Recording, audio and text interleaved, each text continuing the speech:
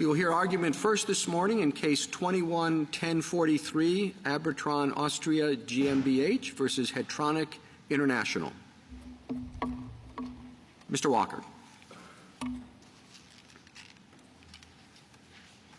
Mr. Chief Justice, and may it please the Court, the Lanham Act does not apply to petitioners' use of trademarks in foreign countries because nothing in the Act provides the clear, affirmative, and unmistakable indication needed to overcome the presumption against extraterritoriality, especially as to foreign defendants like petitioners. The text of the statute never says it applies to uses of trademarks outside the United States, and it is a foundational principle of both U.S. and international trademark law, embodied in multiple treaties, that trademark protections are inherently territorial and do not extend beyond the borders of the country granting protection. Any argument that the Act departs from that long-standing principle would have to be based on especially compelling evidence. But here, Hetronic International offers only the text definition of commerce, and this Court has repeatedly rejected the notion that commerce language is enough to extend a law to foreign conduct, even if that language otherwise invokes the full scope of a constitutional commerce power. International also invokes this Court's decision in Steele, but Steele by its terms addressed only the Act's application to U.S. citizens acting abroad. There is no reason to discard that self-imposed limit and extend Steele to reach foreign defendants like petitioners.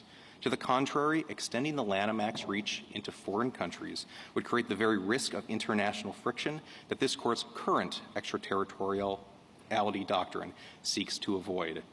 That leads to the suggestion that imposing liability for foreign sales to foreign buyers by foreign companies somehow qualifies as a domestic application of the Act. But as International itself concedes, applying U.S. law to conduct abroad based on effects in the United States is an extraterritorial application of the law.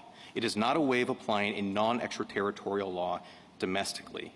Both the text and the focus of the Lanham Act require a domestic use of the mark in commerce. Because petitioners' foreign sales involved only uses outside the United States, they fall outside the Act's scope. I welcome the Court's questions. Could you imagine any set of circumstances where a sale that involves an international transaction could also involve conduct in the United States that violates the Lanham Act? So I think one example here would be the 202,000 euros worth of direct sales to U.S. customers. So those sales involve foreign buyers, the petitioners, who were overseas at the time, but they were sold into the United States to foreign buyers. And I think in that situation, the mark is being used on those goods in commerce within the territory of the United States. And so we have not disputed that that's a permissible domestic application of the Lanham Act here. I don't understand what that difference is from the sales to people in foreign countries who designated the United States as the mailing address. You know that they're buying it to ship it into the U.S. Why aren't you aiding and abetting? And isn't that an effect as direct as the Lanham Act can ask for? You're interfering with commerce in the United States. So 2 points on that. So the 3% of sales of the goods that may have eventually reached the United States. No.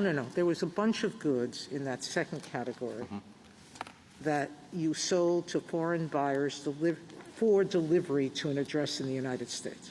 So the delivery was actually in the foreign country. They delivered to the buyers in the foreign country. The delivery address on there actually meant that it had to be compatible with, say, FCC regulations, so it could be used in the United States. And so it was being sold to, for example. You're begging the question. Even apart from that, I think what you would have there is the use of the mark in the United States is going to be when that is imported or maybe resold in the United States, when it reaches the territory of the United States. So even if you know that it's going to the U.S., you're not responsible? I think in that situation, it might be a question. You could definitely reach the person who brings it into the United States. But if the foreign buyer, it would have to be on a theory of contributory liability. And there's been no argument here that we would be responsible on a contributory liability theory for people who later brought goods into the United States and may have violated the Lanham Act in the United States that way. Doesn't your view overrule Steele? It doesn't. So explain how. Yeah, so Steele, by its terms, from its very first sentence and throughout its rationale, addressed how the Act applies to United States citizens who are acting abroad and also acting within the United States. It did not address how it applies to foreign defendants. So explain to me how a U.S. citizen in a foreign country who does exactly what your client does, why should they be responsible but you not? So I think under the Court's modern extraterritoriality doctrine, that's a very good question as to whether there should be a difference and that U.S. citizens acting abroad should get the same benefit of that presumption. But Steele was decided well before that current doctrine, and so it thought So the you're U.S. really, citizen. you're just saying overrule it because it doesn't help you. No, I think the holding of Steele is that it applies to U.S. citizens because Congress has extraordinary power to regulate U.S. citizens abroad and does not raise issues of international law. I see Steele as more consistent with the SG's view. In Steele, the American citizen was in America, bought unnamed parts here, shipped them to Mexico. All of the assembly of the product was in Mexico. Steele, the watch manufacturer, wasn't actually sold the watches in Mexico, but to stores that then sold it to American citizens. So I don't know what the difference is. Well, so it wasn't as if the American citizen was himself handing the watch to buyers.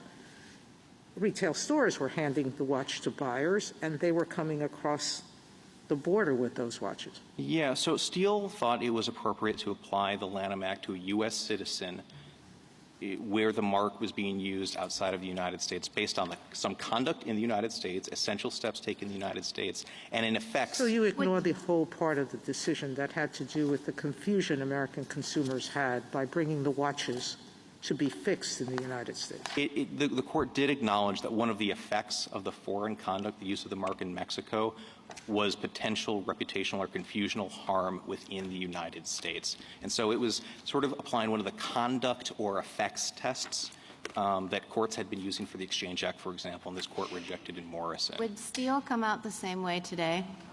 I think probably not. So U.S. citizens are also entitled to the presumption against extraterritoriality, and Steele's reasoning is really out of step with how this Court deals with extraterritoriality now. So are you saying the cleanest thing and the way to bring our cases in line, to bring Steele and maybe this case before us in line with our modern extraterritoriality jurisprudence is just to overrule it?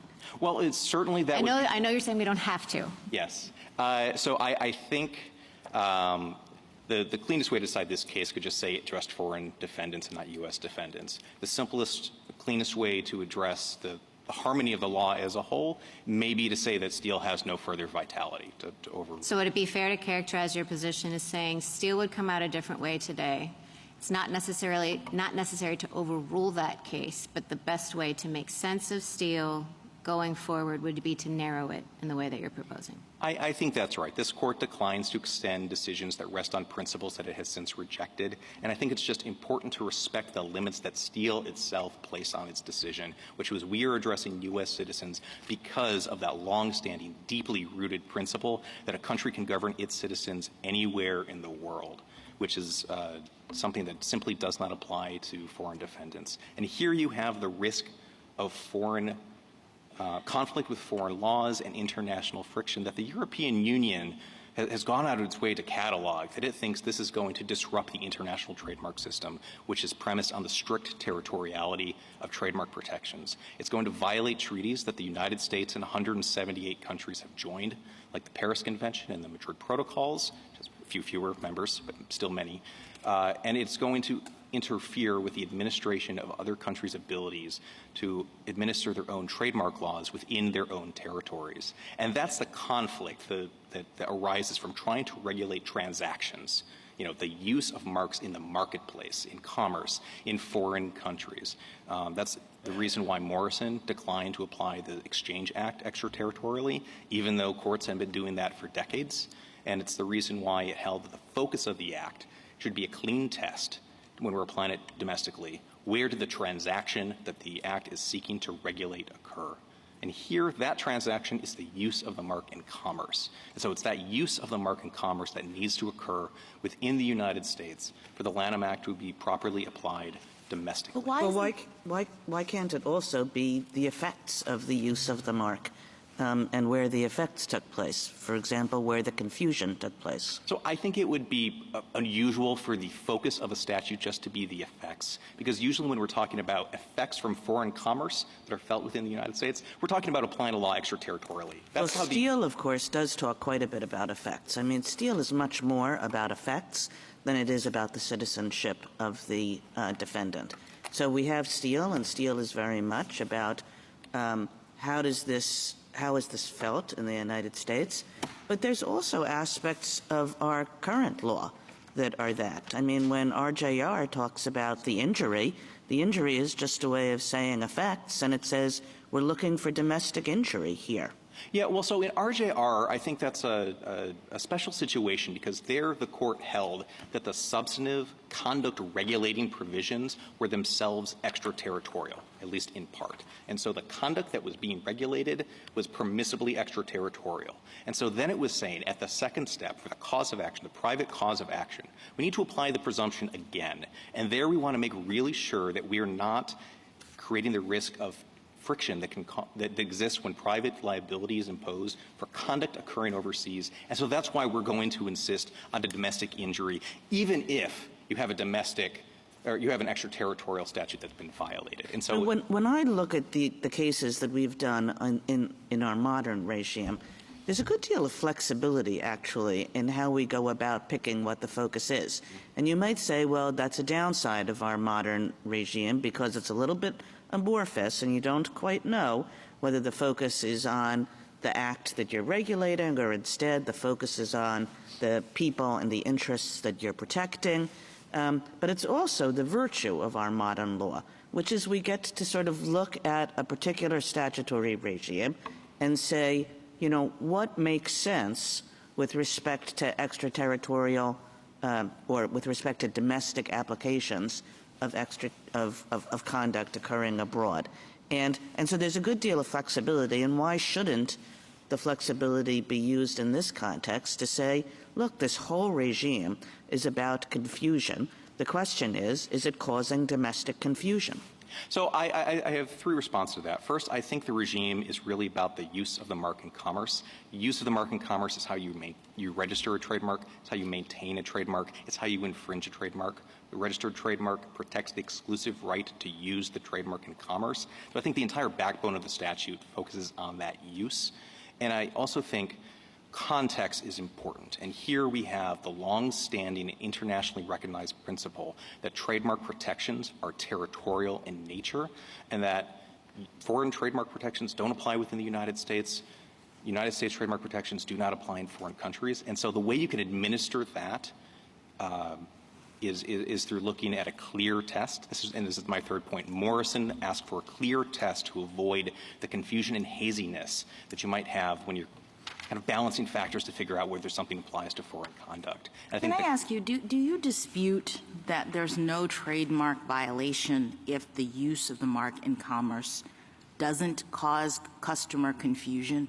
I mean, you continue to say that what the statute cares about and what Congress is trying to regulate is the use of the mark in commerce. But it was my understanding from the statutory scheme that even using a mark, another a registered trademark in commerce is not going to be sufficient to trigger liability under the statute. That's true. So the right is defined, the mark holder's right is defined as exclusive right to use it in commerce. But an intrusion on that right by someone else using the mark is only actionable. It's only can give rise to liability if it's likely to cause confusion. So that's a condition. So I understand. So then how can it be then that you say that the focus of this statute is only on the use of the mark? I mean, so if there is domestic confusion about products that are being used in commerce in the United States, they're used in commerce because they're circulating in the United States, people are buying them. We're not just talking about a product that is, in someone's basement or something. They're being used in commerce in the United States. I guess I don't understand why that wouldn't, and confusing people. Why isn't that enough? Well, I think if the goods that are marked with the protected mark are being used in the United States, that would be a domestic use. But I guess your test suggests that the maker, if they're overseas, would have to be the one to put it into commerce, or it would have to be, in order for them to be liable, we'd have to have some idea that the maker themselves is using them in commerce in the United States, directly shipping them in. And I'm not sure I understand why that's the case, because I'm sort of hypothesizing, we're walking down the street in Manhattan and we see all of these, fraudulent or fakely branded goods. And if they are made overseas and we can figure out who made them, wouldn't that be sufficient? I wouldn't think so. So obviously anyone who is bringing it into the United States, importation is banned under Section 42 of the Act and under 43B. Anyone who is selling them in the United States, you can absolutely get them. Anyone who's outside of the United States, you'd have to have a vicarious or contributory liability theory that hasn't been asserted here. But going after, counterfeiting is a serious problem, but going after people in foreign countries is something that is fraught with foreign affairs. But why is that extraterritorial? That's all I'm asking. So fine, under the contributory liability theory, which you appear to think is something that can be done here, although not alleged here, why is it extraterritorial to go after the manufacturer of fraudulent goods that are in commerce in the United States? Well, it does raise some additional difficult questions as to when contributory or aiding and abetting qualifies as a domestic application. So it's happy that it's not raised here because the court doesn't have to get into those questions. But in Nestle USA, whether aiding and abetting depended on where the aiding and abetting happened or where the underlying tort happened was a difficult question the court didn't decide. And so I'm not saying that contributory liability would necessarily count as a domestic application, but that would have to be the theory of it for a person who is not themselves using it in commerce. And two other points on the use. So not every use of a mark has to be confusing for it to be subject to liability under the Lanham Act. Olympic emblems, for example. This is 36 U.S.C. 220506C and was addressed in this court's decision in San Francisco Arts and Athletics in 483 U.S. 522. Just using them in commerce without any likelihood of confusion is enough to be But the core liable. of the Act is certainly confusing uses that confuse. And that's, not a purposive question. It's right there in the text of the statute. Repeatedly. So you're saying that, well, the focus of the statute is uses of the trademark. That doesn't seem right. The focus of the statute is uses of the trademark that confuse. And if the uses of the trademark that, confuse in the domestic market, that seems as though it should be enough under Morrison. Well, I think in that situation, I think the confusion is certainly a condition for it to be liable, but the use is itself defined as the relevant infringement. That's in Section 33B, 5, and 6 of the Lanham Act. It talks about the use of a mark being charged as an infringement. And the other question, the other thing that Morrison was really concerned about was having a clear test that is not going to create a lot of confusion. Well, Morrison did not create a clear test. I mean, if you, our most recent version of the test is the statute's focus is the object of its solicitude, which can include the conduct it seeks to regulate, as well as the parties and interests it seeks to protect or vindicate. So, in fact, Morrison created a quite flexible test, is that we're allowed to look at a statute and say, what's really the purpose? Sometimes that will be conduct. Sometimes it will be effects. Sometimes it will be one person's conduct. Sometimes, as Morrison shows, it will be an entirely different person's conduct. So, there's a good deal of flexibility in this test, and the question is, why in this case, when we stare at the Lanham Act, isn't the focus of the statute confusing uses? Well, I think one other thing that Morrison thought was really important is that, so the focus test itself may be a little unclear, but for each statute, having a clear administrable test was really important, which is why it chose a transaction-based test. And if you're looking to where the likelihood of confusion exists, that's a pretty inadministrable test. It's not even where did confusion exist, it's where hypothetically confusion could have existed. That's not a question that's asked under the current likelihood of confusion test. And even likelihood of confusion is governed by a 13-factor test before the PTO. Here, the jury was instructed on 7 non-dispositive factors that it could give whatever weight it wanted to figure out whether there was a likelihood of confusion. And I think if you have a test that requires juries or courts to balance 7 or 13 factors to decide whether a likelihood of confusion exists in the United States, that's the sort of very difficult to apply test that Morrison said should not be how we apply U.S. laws to foreign conduct. And the trade show example, I think, is a good example. May I finish? Sure. If trade shows held overseas can lead to domestic confusion when U.S. travelers come back to the United States, and every country in the world followed that approach, you'd have U.S. law applies to a Berlin trade show when a U.S. customer walks by, Swiss law when a Swiss customer walks by, and a Chinese law when a Chinese customer walks by, and that's no way to administer an international trademark system premised on territoriality. Thank you, counsel. Justice Thomas? Justice Alito? Justice Sotomayor? It seems to me that your position in this world of the Internet makes very little sense. Foreign buyers today do what almost all buyers do, which is advertise their goods on the Internet, and they purposely target American customers in America. The fact that they choose to deliver those goods at the border, outside the United States, or into the U.S., to me, should make no difference. They are competing with the trademark owner in the U.S. to secure U.S. customers.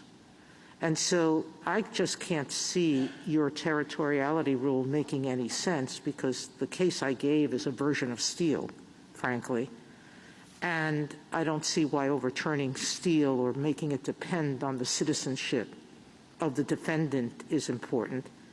I think the SG is right. The issue is whether or not these acts are intended to cause confusion in the U.S. And that Internet sale, to me, is clearly intended to violate the act. So insofar, once those goods come to the border, the importation, the sale in the United States absolutely falls within the Lanham Act. But not by you, the manufacturer.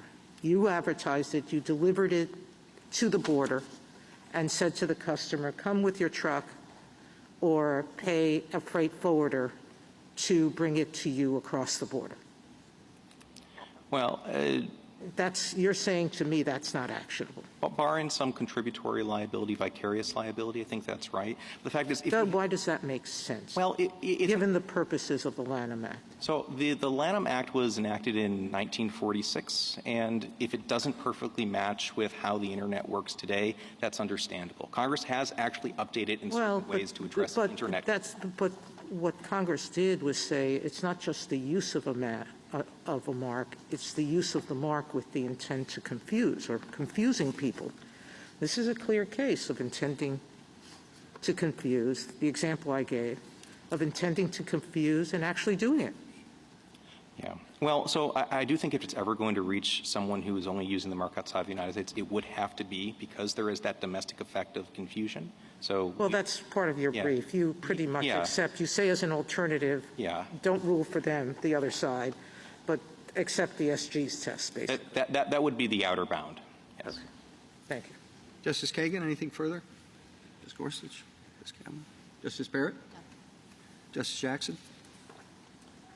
Can I just ask you about a hypothetical, because I'm just trying to understand what it is that you're saying. So we have a German manufacturer of handbags who makes his own handbags, but then also starts making knockoffs of Coach handbags, putting the mark on it just like Coach. And he has no intent of ever giving them or getting them to the United States. He sells only locally in Germany, and none of the bags ever get to the United States. Would it be an extraterritorial application of this statute if Coach tried to sue them? If I'm understanding correctly, yes. The use of the mark is entirely outside of the United States. All right. Same facts, except a group of American students, college students, spend a semester abroad in Germany. They buy the handbags, knockoffs of Coach. They come back to the United States, and people who see them with these bags are really confused because they look like Coach bags, and it starts actually diminishing Coach's brand because the bags are shoddy and people are confused and Coach is unhappy because people think they're their bags. If Coach sues, is that an extraterritorial application or no? There would be. The use of the mark is occurring outside of the United States. Coach's remedy, as the court explained in Microsoft versus AT&T, is to get German trademark protection, EU trademark protection, and enforce those rights there. Even though the confusion and the damage to goodwill is in the U.S., still extraterritorial. Yes, and I think one reason why that's the right answer is it would have U.S. liability, potential treble damages, something most of the world rejects, turn on how likely do we think it is that American students are going to be coming to this town in Germany and buying handbags. So you'd have the same answer with a third version of this hypothetical, which is the American students are themselves very entrepreneurial, and they take $100,000 and they buy a bunch of these bags, and then they bring them back to the United States, and they put them into commerce in the United States. They're on the street selling them. They're creating their own websites selling them. Coach figures out that these students aren't the ones that are really making the bags. The bags are being made in Germany by this company. Same result for you? No extraterritorial? That would be extraterritorial if Coach tries to sue the manufacturer. The manufacturer in Germany, yes. The students who are selling and advertising the bags in the United States, they can go after them. That's a domestic use of the mark in commerce. Thank you. Thank you, counsel.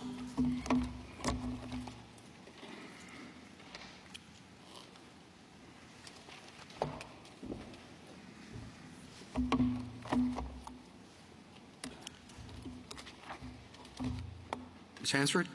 Mr. Chief Justice, and may it please the Court. The Court of Appeals was mistaken in giving the Lanham Act sweeping extraterritorial reach.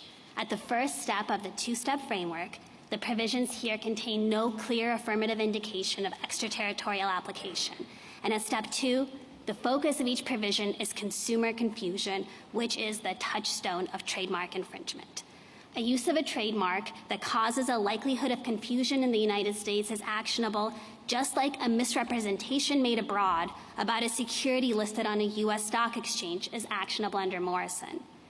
That interpretation best makes sense of Steele, and it leads to a common sense result. A defendant is not liable for transactions that confuse only foreign customers, but a defendant who causes confusion in the United States misappropriating U.S. goodwill is liable. And although the difference between the government's position and petitioners is small, it is meaningful. As Justice Sotomayor observed, petitioners would exclude from the Lanham Act's coverage here $2 million worth of products they knew would be used in the United States, confusing U.S. consumers, simply because the purchasers, rather than petitioners, arranged for the particular shipment of those goods into this country. I welcome the Court's questions. So in order to reach your conclusion, would you have to use an effects test, or would you be relying on the conduct of a petitioner? We would be viewing the confusion as the focus of the act, and we think that the thing to be protected, the interest to be protected, can be the focus under the framework. And we don't think that confusion is an abstract mental state. We think that confusion is actions by consumers. So we think it's you could read the act as likely to cause consumers to act confused. And the question is, are consumers acting confused in the United States? So you're not focusing at all on the conduct of the petitioner, except to the extent that petitioner sold the product that causes the confusion. That's correct. Our test is not, the petitioner's conduct is not the focus. It's the effect or the thing to be protected. So how proximate does that have to be? And how far? What if petitioner sold it to one person, who sold it to another, who sold it to another, who sold it to the students, who sold it to someone else, who then brought it in the United States? Proximate cause is an important limitation in our theory. We think under this Court's decision in Lexmark, proximate cause under the Lanham Act is the injury, the confusion has to flow directly from the use. So in a situation like that, proximate cause likely would not be satisfied. Have we used this? Have we applied this approach in internationally in a Lanham Act case, or is this a new test? I think it's the standard two-step framework. I don't think this Court has considered the Lanham Act I guess I'm not aware of a case in which this court has applied this test. Would listing the product or the product's appearance on the internet anywhere always constitute causing confusion? I mean, you have to assume somebody's going to look at it at some point and might be confused. I don't quite know the extent to which your test has any limits at all. No, I don't think listing it on the internet in general would be actionable because there needs to be a proximate link to particular U.S. confusion. So just the possibility that somebody might see it and become confused is not enough. It needs to be that this particular use directly, that confusion will flow directly from a particular use. Well, your distinction, I think you said two things that sound exactly the same to me. I mean, let's say there is an appearance on the internet. Somebody looks at it, and that person thinks, oh, that's a nice bull of a watch, or that doesn't look too good. Is that enough? No, I don't think so. And I think in the internet context, I think even under a petitioner's test, if a website is targeting U.S. consumers, so U.S. consumers can purchase the good from the website, or the website will ship the goods into the United States, that is actionable. But just the possibility that somebody might see something on the internet would not satisfy any proximate. Well, but I mean, standard. let's say it's an influencer, whatever that is. But somebody, a lot of people look at it and they see the watch. Is that enough? 100,000 people see the ad. It doesn't say, here's how you can get it, or we'll ship it to you. It just is featured on somebody famous, and that causes a lot of people to not like it or like it, whatever. So absolutely. So in a hypothetical where it is foreseeable and sufficiently direct that consumers in the United States will be confused, we do think that would be actionable, and we think that's a virtue, not a problem of our test. What are those adjectives again? I think it's the court has not explicated exactly what the proximate cause test would be, but I think foreseeable and direct. Exactly that. That's a little bit of my gloss, but I think that's the gist of it.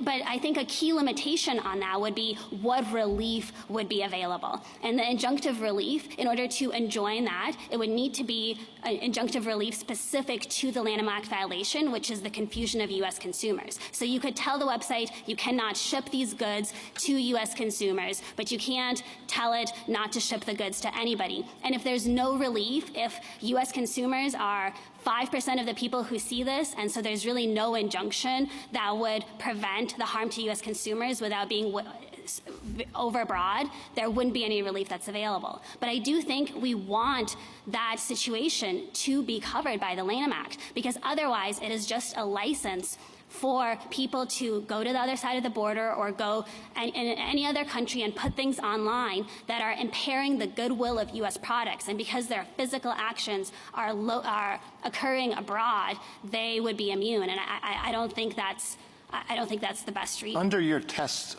does it matter whether the mark is validly registered in the country where it's used? Suppose it was validly registered in that country, but it is likely to cause confusion in the United States and does in fact cause confusion in the United States. Would you say there's liability there? Justice Alito, there would be liability under the Lanham Act, but we think that is precisely the situation where international comedy would come in and take care of it. And I think that the exact same... Well, how would that work? International comedy would come in and take care of it.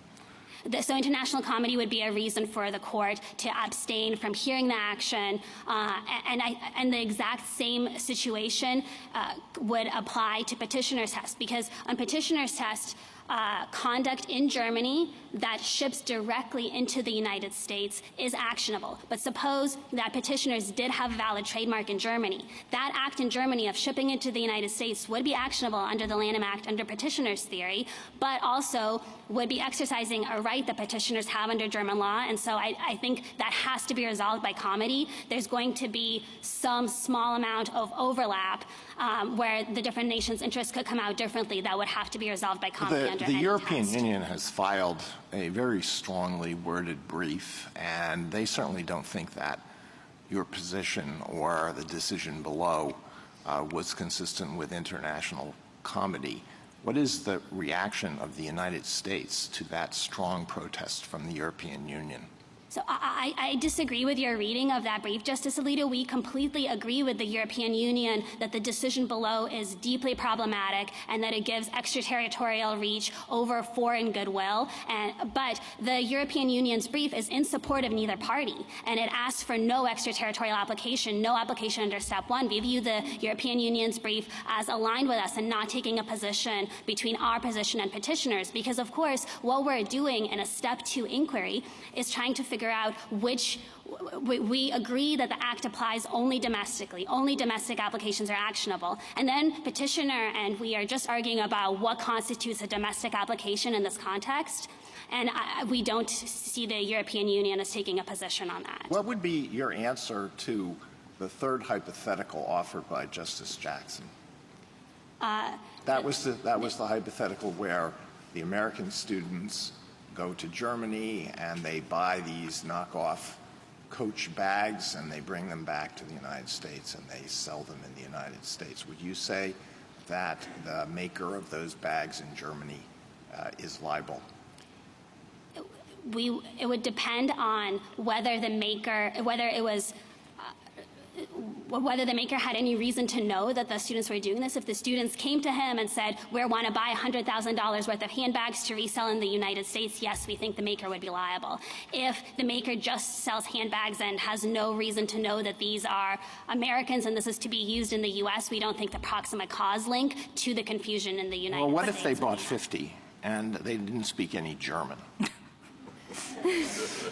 And they were wearing a T-shirt with the name of an American college on it.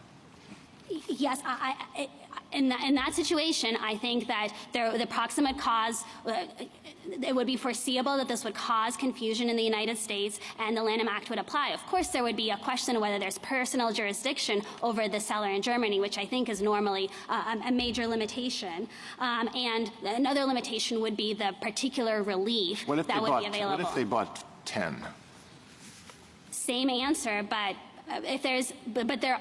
But wait, why does it turn on what the seller intends in that way? I mean, I had understood that at least in some commentators thought this statute, the Lanham Act statute, was sort of a strict liability statute.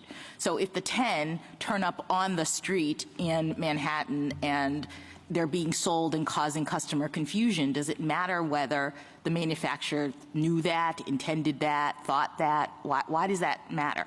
Because a particular use needs to proximately cause the confusion, and I think if it's not foreseeable to somebody sitting in Germany that if they sell something it's going to end up on the streets of the U.S. in a way I don't understand that at all, why the foreseeability has anything to do with whether there's proximate cause, meaning a link between the manufacture of these knockoff bags and the confusion in the United States. I mean, if they're on the street, it would be one thing if the students came back with the 50 bags and they just gave them to their parents or, you know, their friends or whatever, and they were never in commerce here in the United States, right? Then that, I think you would agree that that's not causing the kinds of confusion, use in commerce that the statute cares about. But if the students buy the 50 bags, whatever the manufacturer thinks, brings them back to the United States and they're actually being injected into commerce here, causing confusion, why isn't that covered by the statute? I don't think it's a subjective question of what the manufacturer thinks, but if it's not foreseeable that they're going to end up on the streets of the U.S. and injected in commerce here, because so counsel, yeah, I had a similar question. It seemed like you're importing a mens rea requirement into a causation requirement. Are you now withdrawing that? No, I did not mean to import a mens rea requirement. The test is there confusion in the United States? Is the confusion linked directly flowing from the use? And that's a proximate cause question. That's going to go to a jury, and they're going to decide what they're going to decide about the reasonable foreseeability. And it has nothing to do with the manufacturer's knowledge or intent. That's right. Knowledge and intent is not required. It is required for remedies. But again, to be clear, the relief that would be available in that circumstance would only be limited to sales to Americans. And I think the flip side is Otherwise, a company can, from abroad, flood the market in the United States in a way that entirely that diminishes or drastically misuses U.S. goodwill. And just the fact that the physical actions occur abroad should not be dispositive, and petitioner recognizes that part of the way, but would draw the difference between the seller in Germany who is shipping directly into the United States as opposed to the seller in Germany who is selling to students who know or don't know but will foreseeably resell. What should we do about steel? So we think that our interpretation lets the court make sense of Steele and its further precedents, and that's both because the result in Steele would come out the same way under our test, and because we do view a significant part of the reasoning in Steele to focus on consumer confusion, which is the right way to get there. We think the problem with petitioner's approach of just limiting Steele to U.S. defendants is that that is not a rule that makes any sense. There's no U.S. defendant requirement in the statute, whereas our reading of Steele makes sense of it in that it ties it to something in the statute, consumer confusion. It seemed like petitioners were conceding to the court that their first best solution would be to apply our modern extraterritoriality jurisprudence and be done with Steele. What does the government think of that? We agree that you should apply the modern jurisprudence, and we think you can do that without overruling Steele, both because it's consistent with the result, the key aspect of the confusion reasoning, and just because of how amorphous Steele was. We do think it would be different if Steele had set out something that was a specific test. Then that test itself would have stare decisis force. But given how Steele was actually reasoned and the ability to kind of replicate it using this court's modern framework, we do think that's what the court should do. Let me put it in my own words, see if you agree with it, and you don't have to. That there's no impediment in Steele, as you read it, to applying our modern jurisprudence. I agree with that, and I do think that our approach is more consistent than petitioners. It is more true to Steele, but I agree fundamentally that there's not an impediment in Steele to applying the modern jurisprudence. Thank you, counsel. Justice Thomas? Justice Alito? Under your test, citizenship is irrelevant, right? That's correct.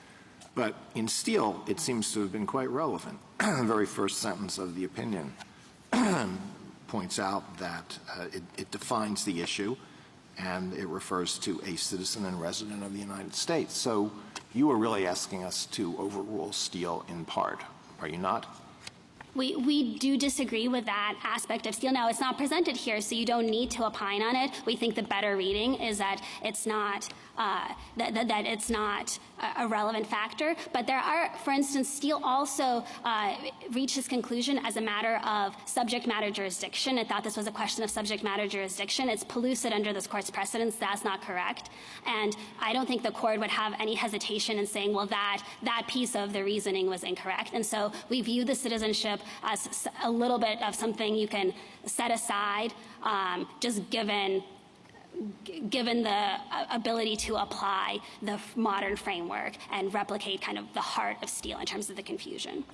Well, I'm not sure how that links with the issue of stare decisis. So are you saying that Steele has already been essentially overruled, or are you saying that we should partially overrule it by getting rid of the citizenship element?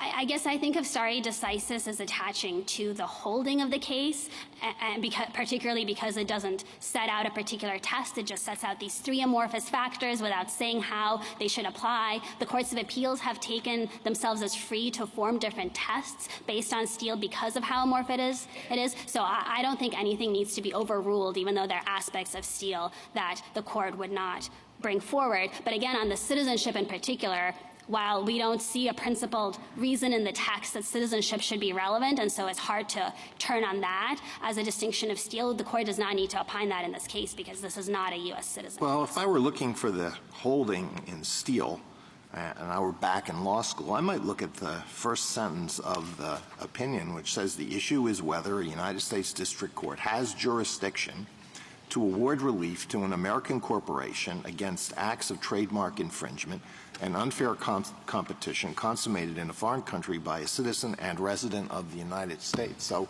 you say it's not a jurisdictional issue. and it doesn't matter whether it's a citizen or a resident of the United States. It sounds to me like you're asking us to overrule Steele in part.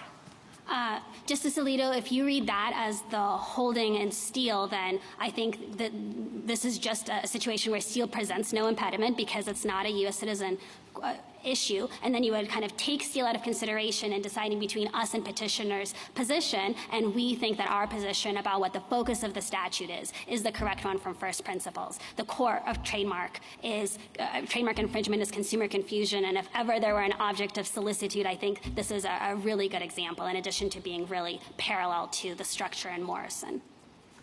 Justice Sotomayor? So, Justice Alito talked about the European brief. I am reading from page 21 of that brief, and the brief says, substantively, the union law, they mean the European Union law, test for infringement is similar to the U.S.'s likelihood of confusion test.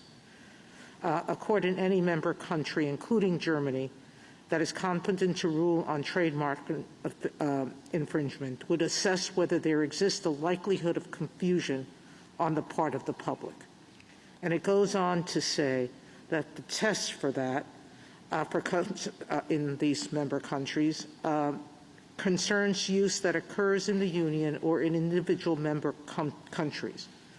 Consumer confusion includes acts of targeting customers in the territory of the Union, but it excludes the mere accessibility on a website of the territory covered by the trademark. That's so right, Justice that's Sotomayor. very consistent with what you're saying, correct? Yes, I think that is consistent. The European Union itself seems to define consumer confusion in a way that reaches acts abroad, putting up a website, taking down a website, as long as it has particular effects. And the German professor's brief also gives the example of negligent causation of a patent infringement within the German territory. If you're causing it from abroad, but the infringement is within. So I do think that, I'm not saying that our law is on all fours with the laws of European countries, but this question of exactly what acts from outside that reach the goodwill within the country, I think that I think we're on a big picture level using similar approaches. Justice Kagan? Ms. Hansford, I think everyone might be underselling Steele here. I mean, it's true what Justice Alito says about this first sentence sets up the question in an odd way.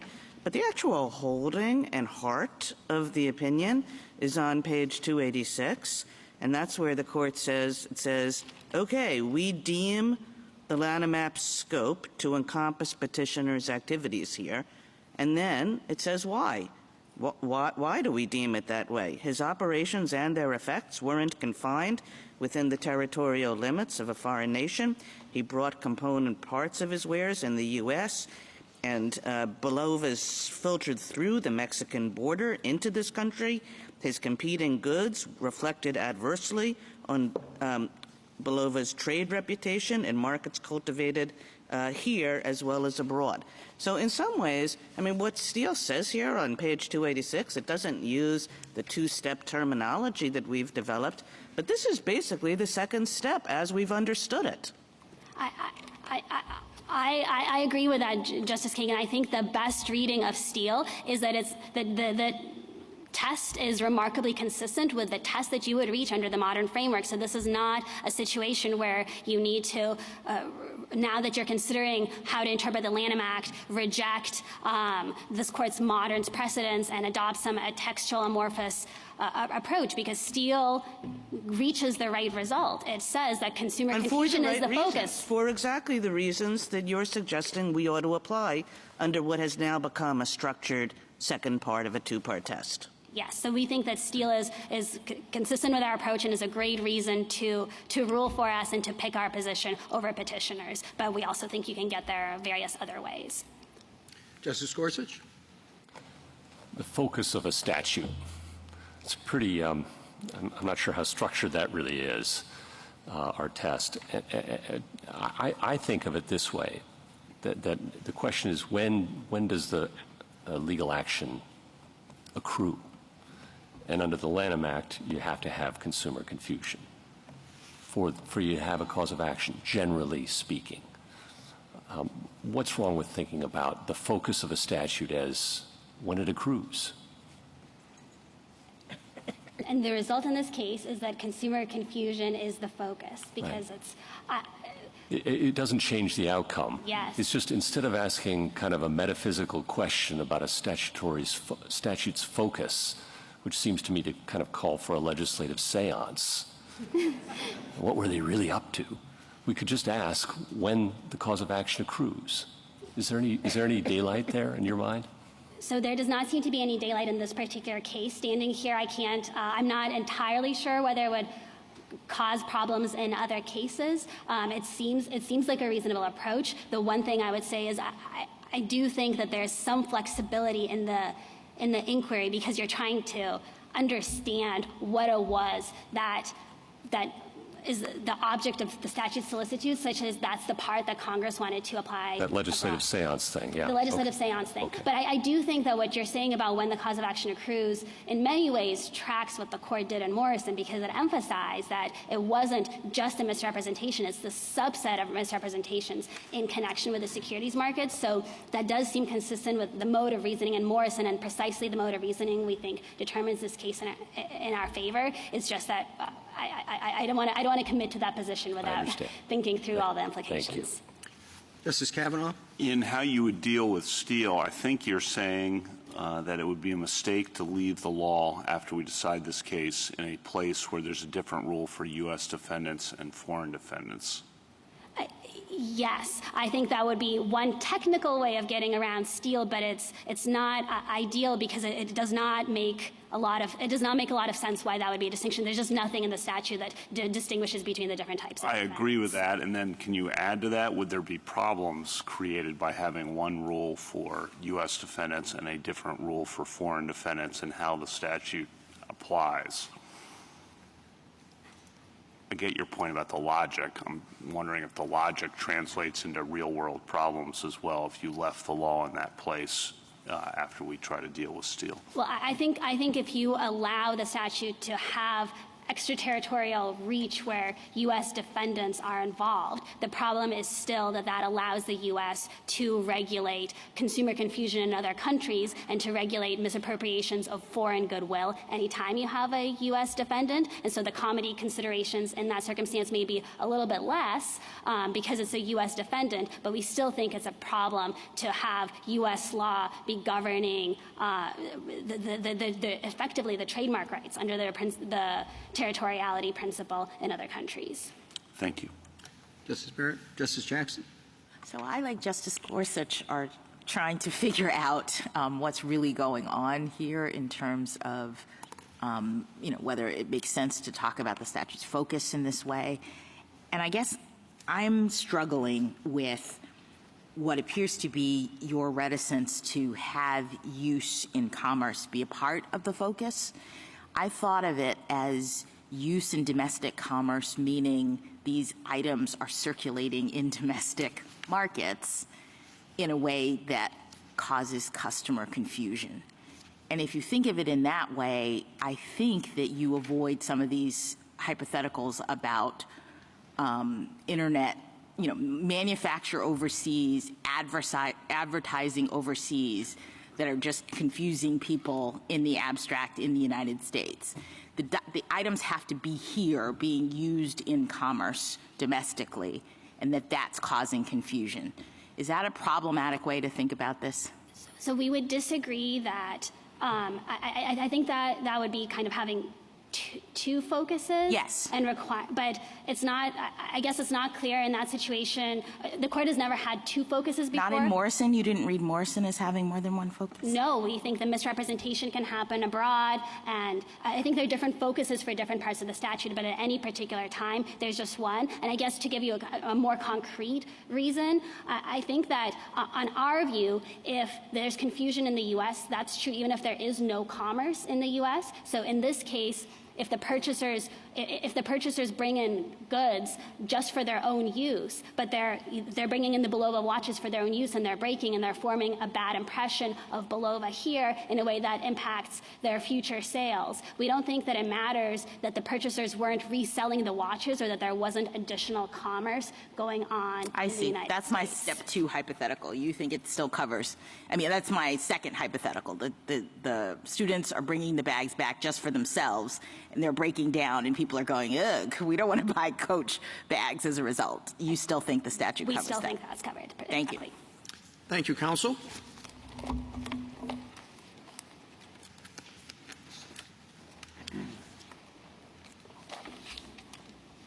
Mr. Hellman. Thank you, Mr. Chief Justice, and may it please the Court. Since 1952, this Court has held and repeatedly reaffirmed that the Lanham Act's uniquely broad language reaches infringement of U.S. marks that is carried out overseas. And during those 70 years, Congress has amended the Act 36 times, and it has never pulled back on the Act's extraterritorial reach. This Court should maintain the status quo. It should maintain it as a matter of precedent. The Lanham Act has been this Court's go-to example of a statute whose, quote, sweeping language reaches to the limits of Congress's powers and differentiates it from other, quote, boilerplate statutes. What this Court said in Steele, in Aramco, and in Morrison should not be cast aside. The Court should also maintain the status quo because petitioners' policy arguments fail on their own terms. As of 2018, there were 72 cases considering the Act extraterritorially as to foreign defendants. For all of petitioners' predictions of conflict, not one of them granted relief under the Act where the defendant possessed superior foreign rights. Instead, what the Act has done is to protect U.S. mark holders with a much-needed remedy in cases just like this one against foreign trademark pirates who market knockoff goods that siphon the goodwill and sales of U.S. mark holders. 70 years of experience shows that the floodgates haven't opened and that the Lanham Act has instead served as a bulwark against infringement that has an obvious and substantial, and in this case, a decidedly intended effect on U.S. commerce, just as Congress provided. Petitioners' demand that the Act should now be weakened should be addressed to Congress, not this Court.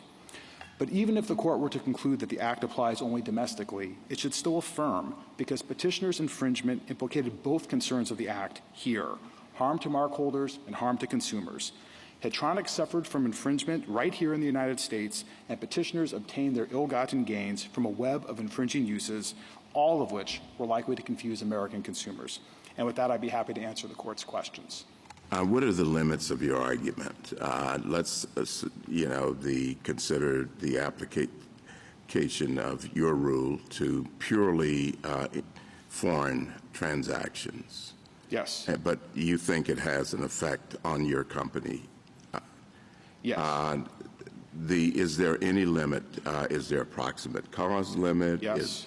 Is there? Would you explain? Sure. There are going to be multiple barriers to relief, which is one reason why I think you see a relatively few number of cases. First of all, in the real world, if you allow me, personal jurisdiction is going to be an absolute bar to many, many cases. But then, just with respect to the Lanham Act itself, there are multiple considerations, multiple bars. The effect needs to be substantial. Insubstantial effects don't count.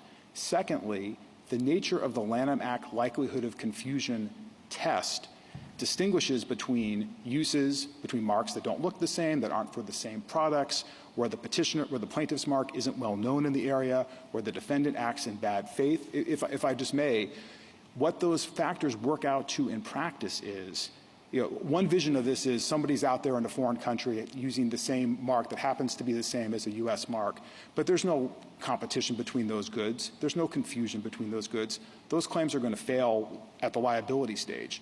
But where there's often an intentional attempt to siphon that goodwill from a well-known mark, as we had in this case, that is where the courts have generally found there to be liability under the Lanham Act extraterritorially. I think I'm a bit more interested in your effects test. You said substantial effects, and we see how extensive and how broadly that test is used in domestic commerce clause cases. Yes. Are you importing that line of reasoning or that approach? Because I don't see, beyond your jurisdictional point, I don't see what the outer limits are. So substantial effects in the Foreign Commerce Clause area hasn't been defined by this court. The court has called it a broad power. The court has called it a plenary power. But even if you think that that is a modest limit on the here, you still have the nature of the Lanham Act inquiry itself, along with proximate cause and everything else my friends have been talking about this morning. But again, the likelihood of confusion test distinguishes by its very nature those kinds of uses of the mark that are incidental, that aren't particularly close, versus the ones that are intended to get something very valuable from that plaintiff mark holder. And again, we're not writing on a blank slate here. The question of whether or not the Act overcomes the presumption was expressly addressed by the court in Steele. It was the subject of the dissent, which said the Lanham Act isn't explicit enough to overcome the presumption. That was the dissent's position in that case, and the majority found the other way. And that's not a revisionist reading of Steele. It's exactly what this case said in Aramco. In Aramco, the government took the position that Title VII must apply extraterritorially, just like the Lanham Act does. And the court said, no, that's not right, and not because it found the Lanham Act wanting. What it emphasized instead was that the sweeping language, unique in the Civil Code, there is no other commerce power defined in the same way that the Lanham Act does, unique in the Civil Code, made the Lanham Act different from other kinds of boilerplate statutes. Justice Kagan referred to perhaps we were underselling Steele. I agree that what we heard this morning does undersell it, but I think you can go even a little bit further with what Steele says.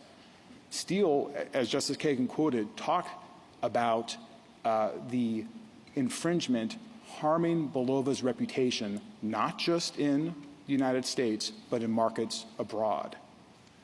And there's been a lot of discussion this morning about, can you limit Steele just to U.S. defendants?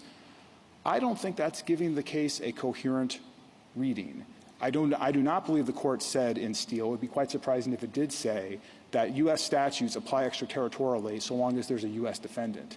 That's not something the court's ever said, and I don't think that makes the best sense of what Steele said. What Steele, again, pointed to the sweeping language of the Commerce Clause, or the Commerce provision of the statute, as giving rise to the overcoming the presumption. What would you say to the EU brief? I would say to the EU brief, one, no one suggests that we've been violating our treaties for 70 years. I don't even think the EU brief says that. Two, I almost feel uncomfortable talking about the geopolitical consequences of this. These are arguments that should be addressed to Congress. This court has said for 70 years that the Act applies extraterritorially. We could disagree about whether or not that was the right ruling in Steele, but it is inarguable that that's what how the court's decision has been understood by this court and by lower courts. If there is, if a different balance of trademark law is called for, that is a question for Congress, which is, again, has tended to the Lanham Act with great care, 36 amendments, including ones in response to decisions from this court in the Trademark Modernization Act of just a few years ago. Those are arguments that are best addressed across the street. We're not writing on a blank slate. Do you agree that the world takes a territorial approach to trademark law? The world takes I do agree with that, but I don't agree with what that means for this case. The territorial approach to trademark law, and the Paris Convention predates Steele, so this territorial approach that everyone is talking about simply means that each nation is the ultimate arbiter of its own trademark laws. The Germans decide what a German mark is, and the U.S. decides what a U.S. mark is. But that doesn't mean, in fact, it means the opposite. The U.S. is allowed to decide that where foreign conduct has a substantial effect on U.S. commerce and harms goodwill, et cetera, that is actionable under the Lanham Act. And that's how it's been for 70 years. There's a little bit of a, with respect to my friends on the other side, a touch of an air of unreality to the discussion this morning. We're not trying to predict how the Act would work extraterritorially.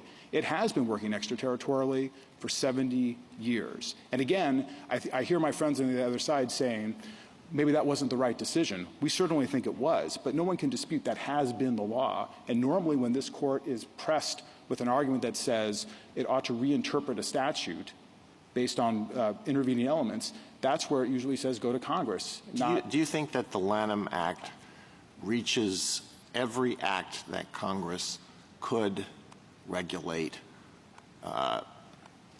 on the ground that it was a regulation of foreign commerce?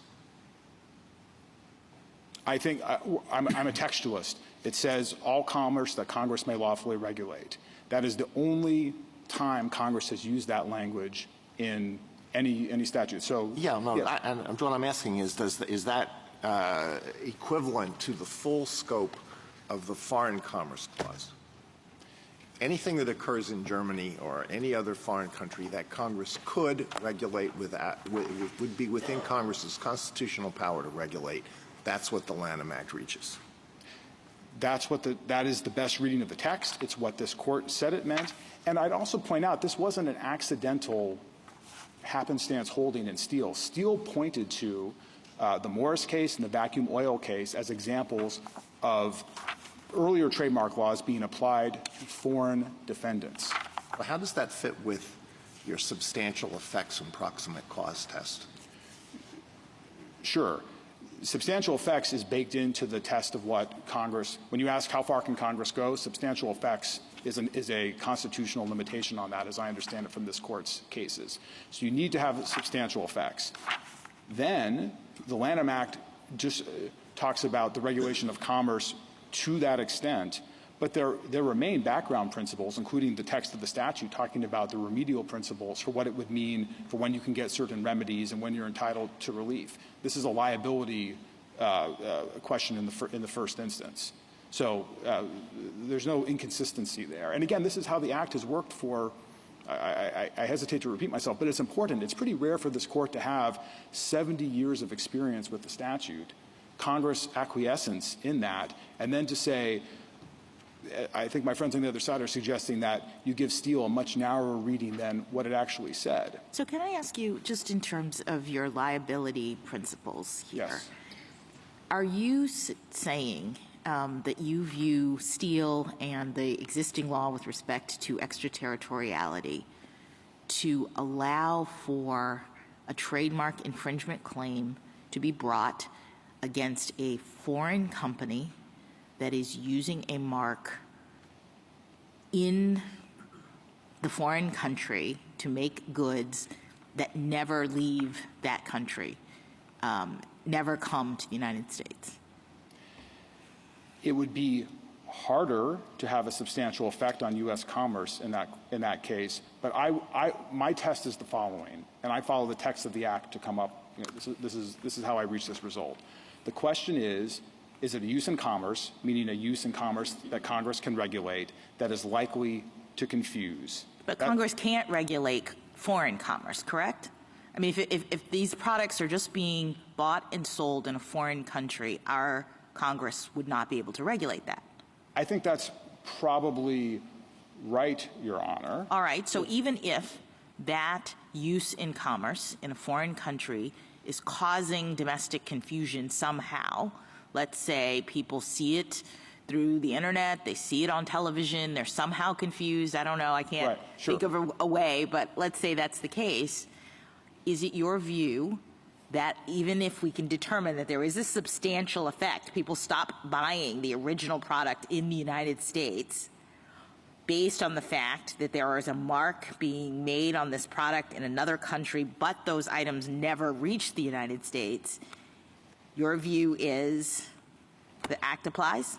The Act can apply if, for example, this case is a good example, but I could give you other scenarios in which it would apply. So, again, for there to be any application, you need to have likelihood of confusion. If the plaintiff's mark and the defendant's mark never meet, no one's ever confused, there's not going to be... Right, but my hypothetical assumes confusion. But your hypothetical assumes confusion. Right. So, I'm just saying confusion caused by products that are made and kept overseas. Yes. And this case is a example of a substantial line of cases that hold, for example, where the plaintiff can prove diverted sales that would otherwise go from the United States to a foreign country. Yes. That is commerce that Congress can regulate. It's done it for 100 years in the antitrust context. Foreign collusive behavior that harms U.S. exporters, long been actionable in this country. So even if the goods stay in Europe, which they don't necessarily do in this case, but just on your hypothetical, even if they do, what we showed in this case and what other plaintiffs have shown is that where you have that likelihood of confusion and you have those diverted sales, that is an effect on U.S. commerce. It absolutely is. But of course, that wasn't really the facts in Steele, right? So we don't get that from Steele. You're getting that from what? I do get it from Steele, Your Honor. Steele does have the genesis of this because Steele talked about. But the watches made their way into the United States. Some did, and some goods here did and as then well. Went into repair shops here, and that was in commerce here. That was part of Steele, Your Honor, but there's more to Steele. Steele also explains in that core passage that Justice Kagan referred to as the heart of the decision, the claim is good because his competing goods could well reflect adversely on Bulova Watch's trade reputation in markets cultivated by advertising here as well as abroad. The court understood, as I think it faithfully would, consistent with the nature of the commerce provision in the case, if Hetronic, my client, isn't able to sell to those German customers, notwithstanding the fact that it has spent a lot of time and effort to become well known to them due to infringing conduct, that's exactly what Steele was talking about. And that's exactly how Steele has been interpreted in the intervening 70 years. I would also point, there's why didn't you sue in Germany? You had a strong declaration from the European Union that the petitioners didn't have rights to the marks they were using. That's correct. The defendants here don't have the rights in Europe as well. We have brought suit in the European courts. A couple points on that. To the extent this court is thinking that it's always going to be available to bring any sort of action in a foreign court, that's not going to be the case with many countries that don't have intellectual property rights, that are not signatories to the treaties that my friends have been talking about. And it's also the case that the Lanham Act, Congress made the decision in the Lanham Act to provide an additional remedy. We have sued in the German courts. We are able to get some relief there, but we're also able to get other relief under the U.S. laws. And again, if that balance is out of whack, I submit it's not this court's job, having found the act applies extraterritorially, to try to adjust it itself. And you hear the troubles that the other side have had articulating. What should you do with Steele in light of what it said? I've heard it should be limited to U.S. defendants only. That's not giving Steele credit for what Steele said. It's also not. It doesn't lead to a coherent opinion. Congress may have the ability to regulate Americans doing things overseas, but the question is, does the Lanham Act overcome the presumption that Congress usually doesn't allow that? Here it did, not on the basis of a citizenship test alone, but on the basis of that uniquely broad commerce provision. And again, the very fact that Steele is citing foreign defendant cases tells you that it wasn't just limiting itself to U.S. defendants. And that's exactly what the court said in Aramco. And again, in Morrison, we've talked about the modern framework. The very case that inaugurates the modern framework holds on to Steele as saying that is an example of a statute that applies extraterritorially, and not in a passing observation. It made the point affirmatively to rebut an argument by the government that the Lanham Act wasn't, in fact, an extraterritorial statute.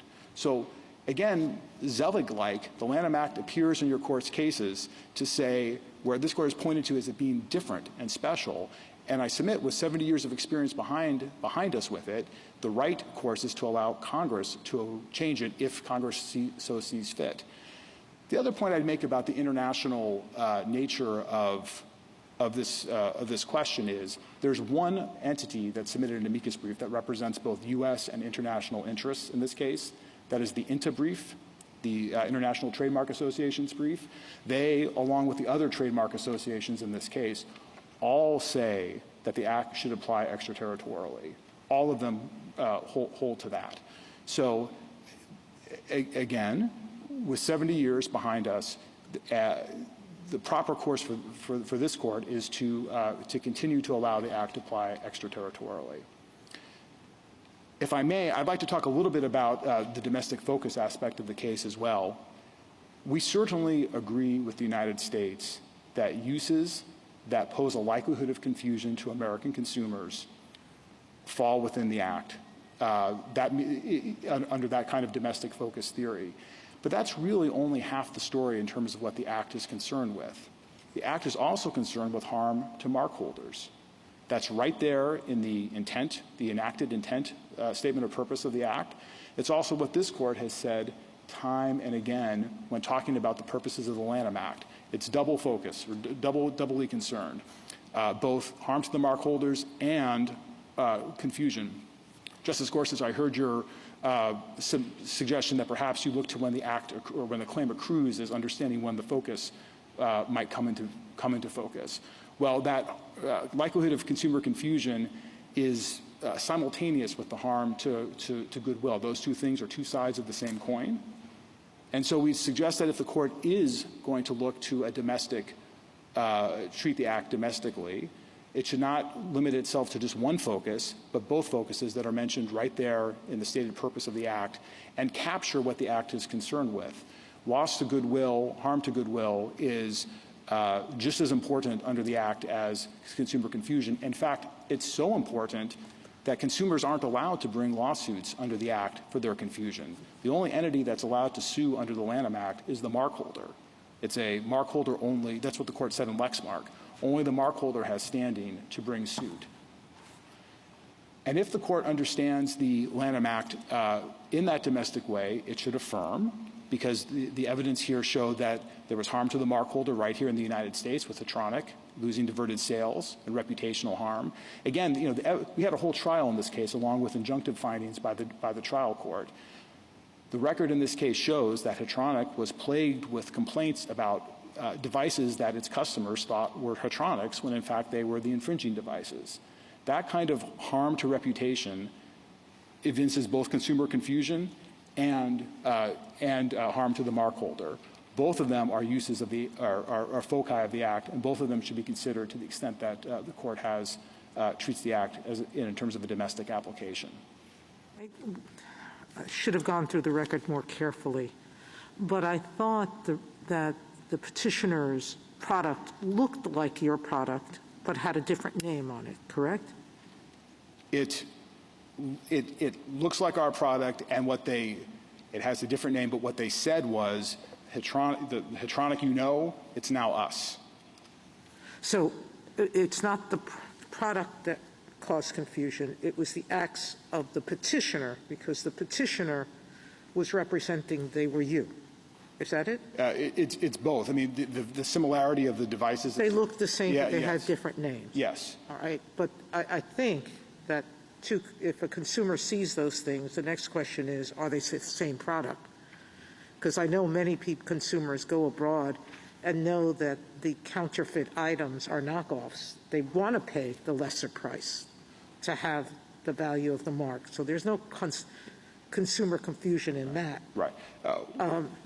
So one clarification, there were some of them did have the same product names. The Nova had the same name, both of ours and the competitors. Now, again, in terms of whether or not there was likelihood of confusion in this case, the jury found that there was. So in this case, perhaps not in every case. I guess I didn't fully understand your point. Your point is, if they hadn't told the world that they were you, those customers would have come to you. Yes, because they were our customers. And that gets to another textual point that I think is important that may have gotten not the time it deserves this morning so far. The Lanham Act reaches infringing uses of a mark.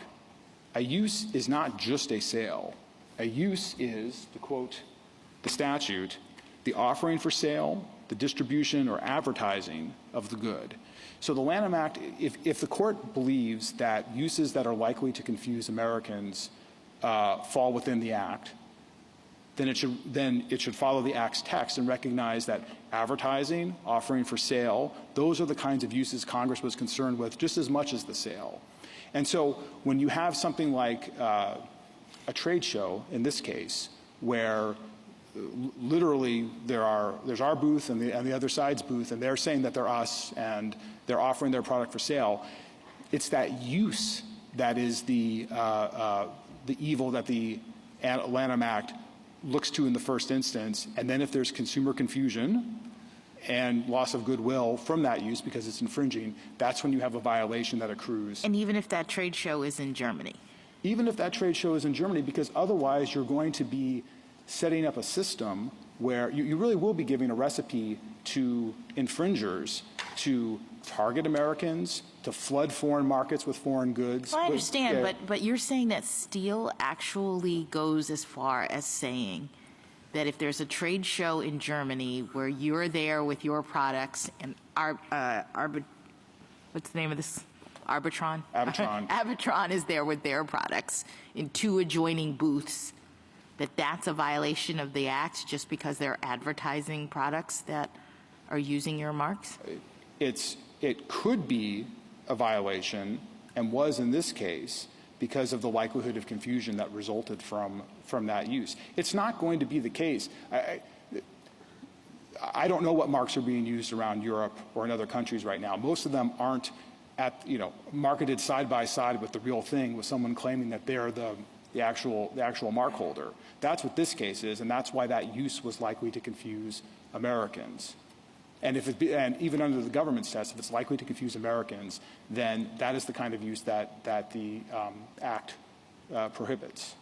And I don't think it should make a difference if the trade show is in Denver versus Berlin for that, because. But I think it has to, right? I mean, in terms of the presumption of extraterritoriality, this trade show is in Germany, and fine, there's a confusing thing happening with the marks, but are you saying because Americans could be there, then that would be the basis for the application of the Lanham Act in that circumstance? What if there were no Americans at this trade show?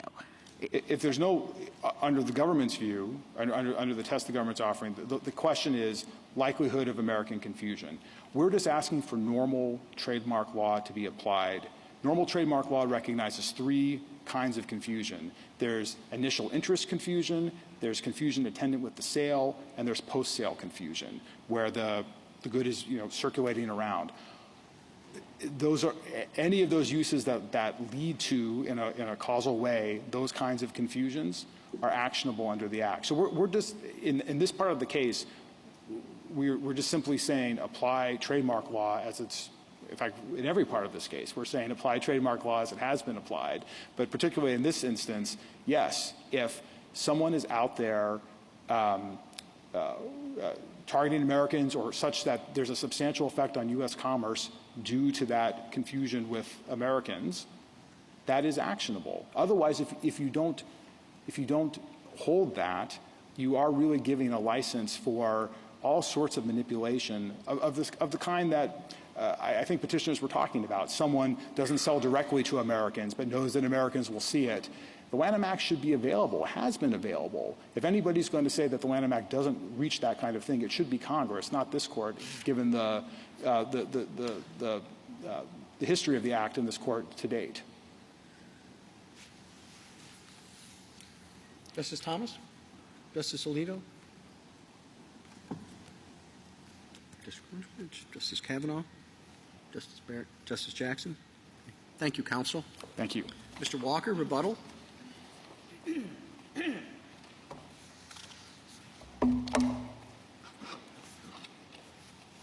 Thank you. A few quick points on the record.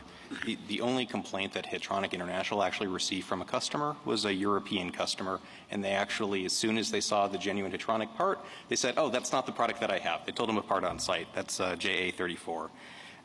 The goods that eventually reached the United States, this was not handing someone to a messenger to carry across the border. They were selling to foreign manufacturers of cranes and other heavy equipment. We sold the remote controls. They incorporated them with the cranes. The cranes were sold into the United States or were used by the foreign buyer. It's not even clear that the controls would be seen by any consumer in the United States. JA 5 and 6 talk about that. The letters that purportedly said that we are the real Hitronic, they said we parted ways with the other Hitronic locations. We are Abitron now. We're the same company. Hitronic Germany began operating as Abitron Germany, but they said we are not Hitronic. Those are other guys. That's JA 15. Now, there was some dissatisfaction with the focus test, and so I think there is another way to say that the statute requires a domestic use in commerce, and that's just looking at the text itself. So sections 32 and 43, the causes of action, they require the use of the mark in commerce. And now, as the government correctly recognizes, the commerce definition does not overcome the presumption against extraterritoriality. So that means it's talking about domestic commerce. It requires a domestic use of the mark in commerce within the United States. And that ends up reading the use in commerce consistently throughout the entire statute, because the use in commerce of a mark is also required under Section 1 to register a mark. It's also required under Section 8 to maintain a mark. The PTO has, for the entire existence of the Act, correctly recognizes that that's a domestic use in commerce. It wouldn't make any sense to allow a U.S. trademark right to be based on uses of the mark outside of the United States. And that's why the statute itself says in Section 2D that when the PTO is examining trademark registration applications, it has to consider resemblance to other marks previously used in the United States. If it was going to be affording protection outside of the United States, you'd want the PTO to be examining against uses outside of the United States. A couple other textual points to make very quickly. The amendments, I think my friend said there were about 38 amendments to the Lanham Act. There are no relevant amendments except for 2. Section 7 was amended to say that filing the application gives a right that is a right of priority that is nationwide in effect. It wouldn't make any sense for that to be a nationwide right of priority if it was purporting to give rights that apply outside of this nation. Congress also amended the Act to implement the Madrid Protocol, and that is all about territorial extension of trademark protections that exist in one country into the territory of another country. And the way it does that is not by projecting the first country's laws into the second country's territory by its own force, but by obtaining rights under the domestic law of the second country. That's the way the territorial trademark regime that the United States and 178 other countries have signed on to works. Going to the other proposed foci of the Act, internationals test ends up applying the Act the same if it's extraterritorial and the same if it's domestic, which I think is a good sign that that's not really a domestic application of the Act. When we're talking about foreign conduct with an effect in the United States, that's historically been an extraterritorial application of the Act. But international will go a step further and essentially allow any U.S. citizen plaintiff to bring the suit because it feels any harm suffered abroad at its home. And that not only gives it an overwhelming protectionist scope, it also violates the non-discrimination principle of the Paris Convention, which requires the same remedies to be given to both U.S. citizens with U.S. trademarks and foreign citizens with U.S. trademarks. Going to the government's test, I originally thought from their briefing that they said use the likelihood of confusion test that we already used to determine liability, that 13-factor or 7-factor test. But now they say it actually needs to be actual confusion, not just a likelihood of confusion. I'm not sure how they've reconciled that with the text of the statute, but that's yet another test departing from current law. It's not just an off-the-shelf test. It also says, well, if there's any problems, we can go to comity. But comity has never been a substitute for rigorously enforcing this court's extraterritoriality doctrine.